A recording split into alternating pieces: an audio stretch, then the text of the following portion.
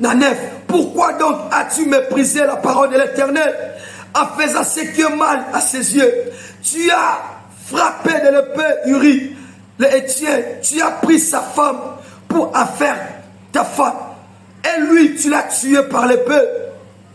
Le fils de Amon. 10. Les inconvénients.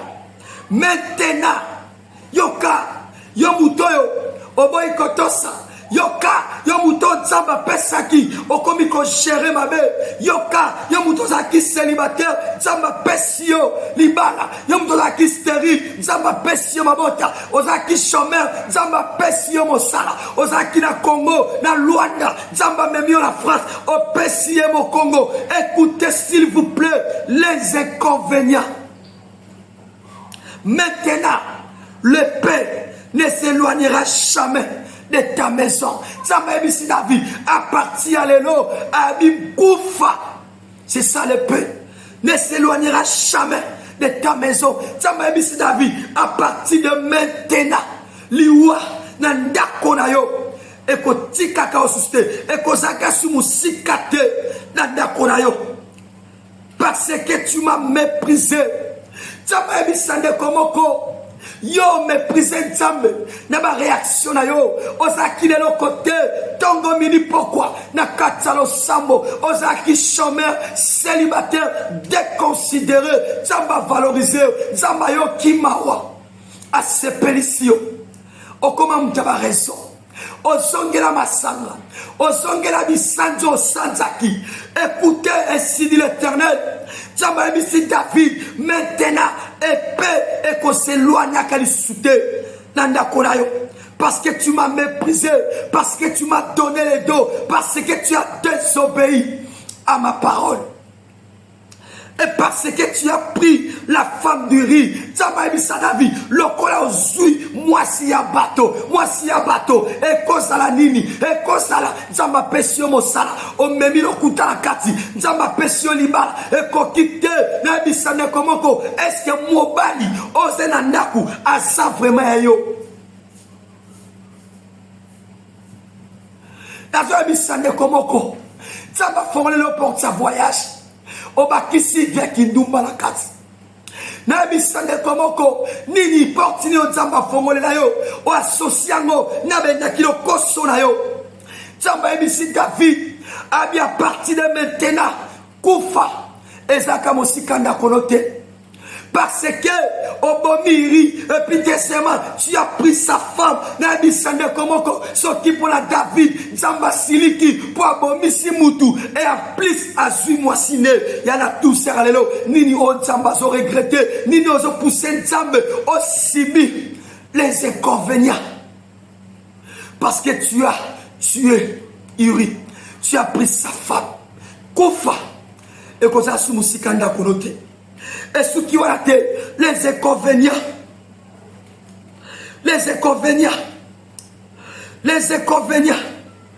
Ça m'a dit David, le Père ne s'éloignera jamais de ta maison parce que tu m'as méprisé. Tu as désobéi à la parole de Dieu. Et parce que tu as pris la femme du riz, les Hétiens, pour affaire ta femme. 11. Ainsi par l'Éternel. Voici, je vais faire sortir de ta maison le malheur contre toi. Nebisende komoko, omitunaka, okanga bandoki, banoko bandoki, bakoko bandoki, batatamwasi bandoki, bapara bandoki, nzokande quelque part. Ozobuka. Olonaki, la Bible dit ceci, ce que l'homme aura semé, c'est ce qu'il moissonnera. Zamba pesa ki omosala, o gérant ondenge nini, oniko ka moi ce qui toko na quartier te. Nabasi, yabaninga na yo, kosangisa. Nabana, yabaninga na yo, kosangisa. Maintenant, lorsque Dieu a décidé, au futa les inconvénients, et comme il t'a moi sindoki.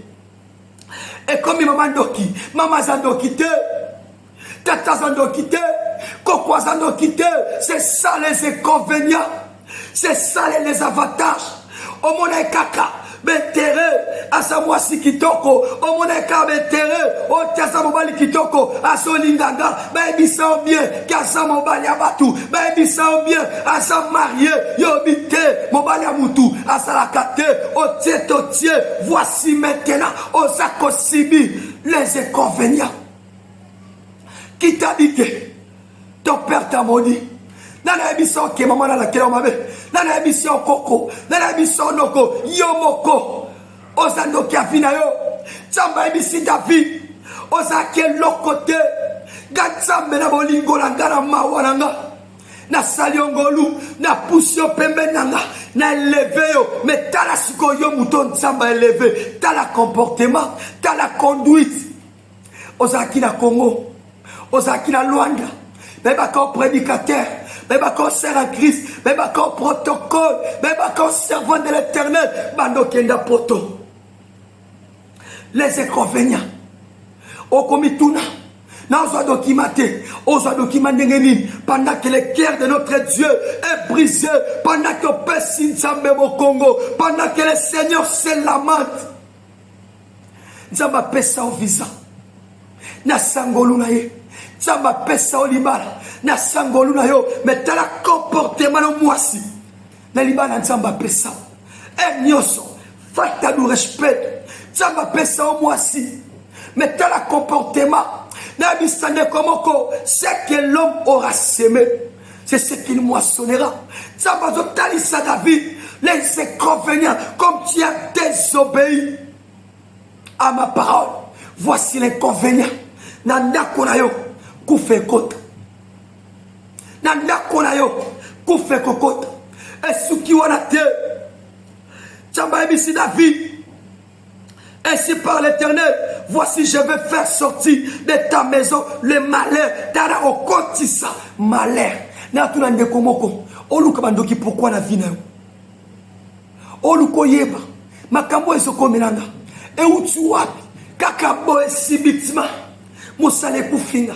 Kakabo esibitima libale kufinga kakabo esibitima na mombongo makambo esimbate kakabo esibitima ba rejeter passeport na ambassade kakabo esibitima tout est bloqué mais pourquoi ozoluka bandoki mais pendant que le Seigneur apesa ki libala apesa ki mosala apesa ki possibilité afina saki ba activité na yo o se comporta kindenge nini.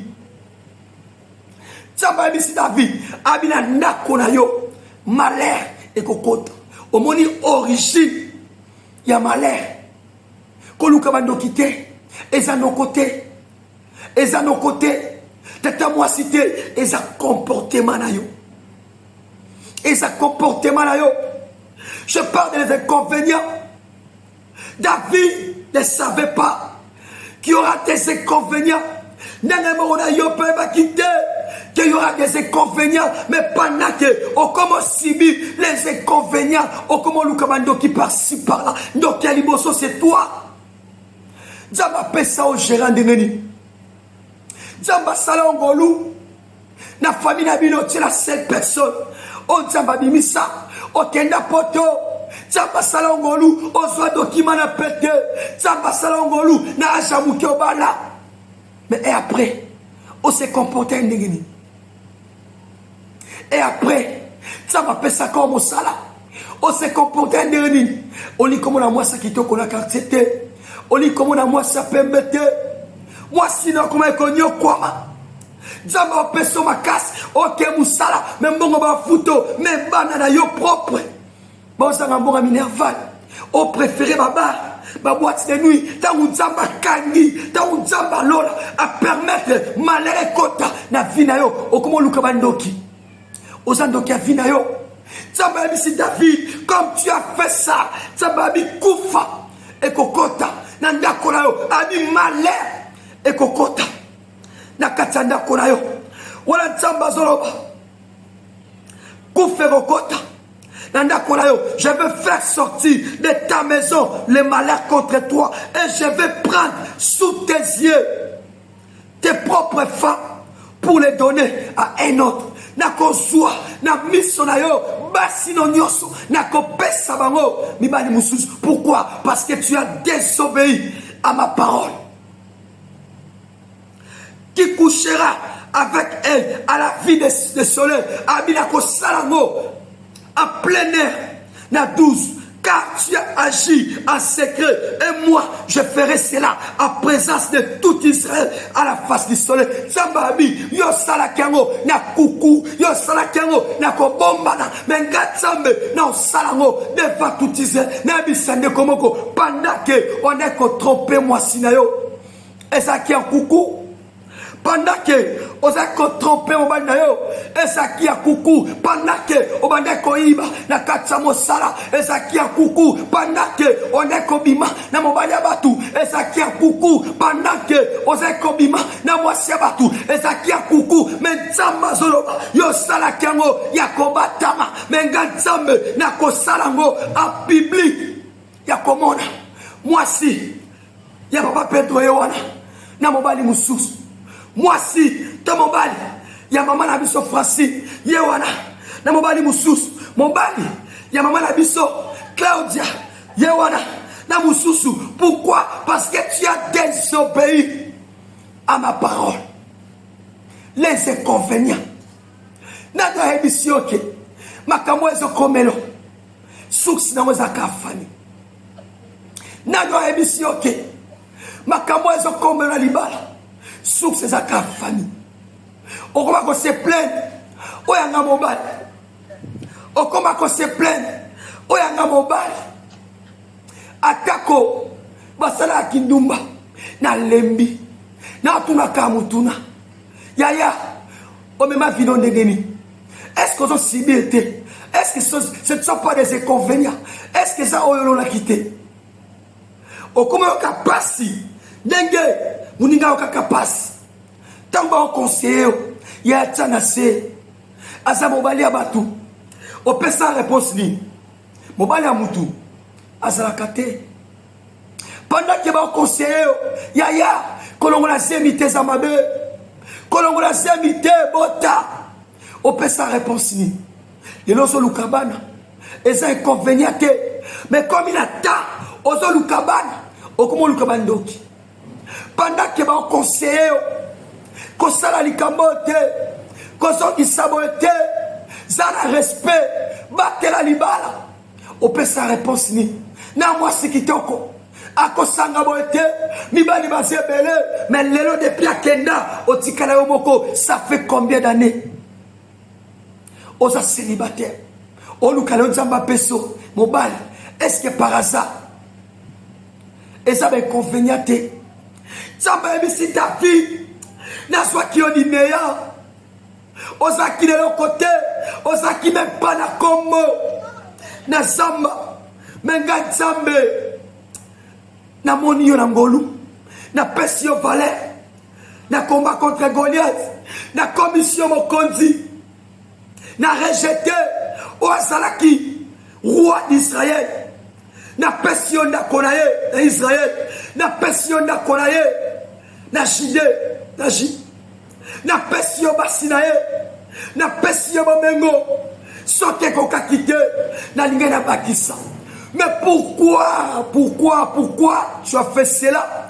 Na bisa de Komoko pendant que le Seigneur a tourné à David, pourquoi tu as fait cela? Le cœur de Dieu Seigneur. Mais pourquoi tu as fait cela? Il faut pendant que j'ai prié, mais pourquoi vous salanga boye? Vous allez l'autre côté, Gatsambe, dans ce pangolu nanga, ce kana tombo libino, vous pesinga mo Congo. Mais pourquoi vous avez se comporté boye? Tu as oublié, tu as perdu. Fidélité là yo. Tu as perdu persévérance. Osaki na loin de la kin. Osaki chômeur. Osaki de l'autre côté. Tant qu'on me dit pourquoi la présence n'a mais bande la paix ça yo. Bande la paix ça au libal. Bande la paix ça au mosala. Bande la paix ça au fond de commerce. Bande la tombola yo. Bande la piona yana lo sambola yo. Et comment on ne fera lukayo? Oh, tu as perdu. Babiti dans ma langue. Zonga avec comme trop tard. Zonga avec comme trop tard, parce qu'il y aura des inconvénients. Il y aura des inconvénients. Il est écrit, ce que l'homme aura semé, c'est ce qu'il moissonnera. Revenons. Et ça n'est trop tard. Ça ne sert à rien. Ou acquise que maman Noki. Ça ne sert à rien. Ou acquise que papa Noki. Ça ne sert à rien. Ou acquise Noko Noki. Ou acquise tata moi Sindoki. Mais pendant que tu travaillais, tata moi Sazalaki. Pendant que tu as libala, Noko Zalaki. Pendant que l'on l'a semi, Noko Zalaki. Est-ce que non comme Tatinda que l'on l'a semi? Est-ce que non comme Tatinda yo? Obama libala. Est-ce que non comme Tatinda yo? Osaki Dumba. Nanda kwa libala. Est-ce que non comme Tatinda yo? Oninga mobali abato. Est-ce que non comme Tatinda yo? Na vie. Escroquerie. Est-ce que non comme Tatinda yo? Na vie à Masanga. Lelo yo. Masanga me melio malade. Et comme il famille na biso. Lelo yo. Mosale kufio par désobéissance. Et comme Kindoki. Et pour ma Kindoki te. Et ça prend ma désobéissance. Revenons s'il te plaît. Le Seigneur a besoin de toi. Revenons s'il te plaît. Le Seigneur se lamente. Revenons s'il te plaît. Le Seigneur en a besoin. Ozongela. Le premier amour. Le premier amour. Ozobuka. Oyolonaki. Ozobuka. Oyolonaki. Ozosibi. Oyolonaki. Désobéissance. T'es que memio. Désobéissance. T'es que memio. O comprendre siko. Tant on est ko bima. Ne mo bali abatu. Que moi si wana. Azem ke ma kopalte. O comprendre siko. O koma ko regretter. Soki na ebaka. Mais na botinanga. Et comme il est trop tard. Siko lo samboli. O ko ebisansa. O mone sika prière à combat. En atinate. Au moins, si quand prière à moto, peut-être que tu pensais que Moutoumou a bloqué, peut-être que tu pensais aux hommes pour la tata moi si, ma camoë simbate pour la noko, Djokande, la douceur à l'élo, Dieu a permis. Pourquoi? Parce que tu as rejeté sa parole. Tu as méprisé la parole de Dieu. Voilà pourquoi le ciel t'a fermé les portes. Ozofuta, oyolonaki. Na minute quelle prière, okosala. Ça m'appelle ça au visa la facilité. Ça m'appelle ça au la facilité. Ça m'a mis mon ça la vie la facilité. Ça m'a bali ça la facilité. Ça m'appelle ça ma botte la facilité. Mais t'as la oyo pesa jambe la retour. T'as la oyo pesa jambe la retour. Le cœur de Dieu est au Seigneur. Le Seigneur a s'accosé la matin. Le Seigneur a s'accosé préoccupant. Pour la vie d'Abisso. Revenons. Revenons à notre premier amour. Revenons à notre première motivation. Sinon, comme à trop tard, talalelo, comment vivre ma souvenir. Ou comment vivre ma regret. Ce qui n'a pas ta. Mais la protéger à Liban, ce qui n'a pas ta. Mais allons la raser, nous à la terre. Ce qui n'a pas ta. Mais c'est trop tard. Revenons. Il est le Dieu compatissant. Il est le Dieu plein d'amour. Il est le Dieu de bonté. Il est le Dieu de miséricorde. Il est le Dieu de grâce. Il te suffit d'être conscient et de revenir à ton Dieu. Il te suffit et sengi kaka. Ozwa conscience. Ozonga. Na siama kolo tata. Ana posala yo. Oyebi histoire. Yana fa prodi. Papa boyaki. Mais moi n'insistaki. Papa pesi. Abikende. Moi na kesimbite. Moi na bebisi. Moi na géré ma bébé. Nenge moko. Ça m'a pesa ki olibala. Ça m'a pesa ki mobota. Ça m'a pesa ki mosala. Ça m'a pesa ki visa. Mais on géré ma bébé.